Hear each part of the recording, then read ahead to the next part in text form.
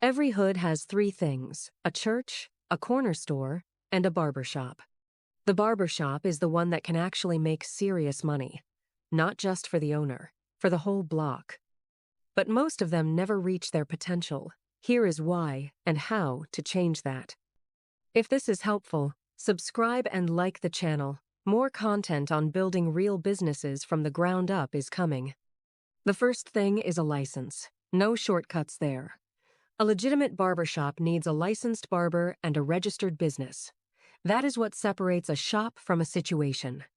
Location matters more than the chair. Foot traffic, visibility, parking a spot people pass every day beats a cheap rent in a hidden corner every time. Start lean. 2 chairs is enough to begin. The goal in year 1 is not to impress, it is to survive, build a clientele, and understand the numbers. A barbershop in the hood runs on trust and consistency. Same hours every day, same quality every cut.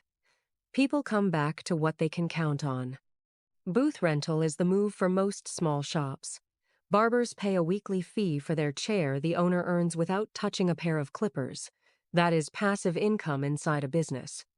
Keep records. Every dollar in, every dollar out. Most hood businesses fail, not from lack of customers, but from lack of financial clarity. A barbershop is not just a business. In the hood, it is an institution. Run it right, and it becomes a legacy, not just a living.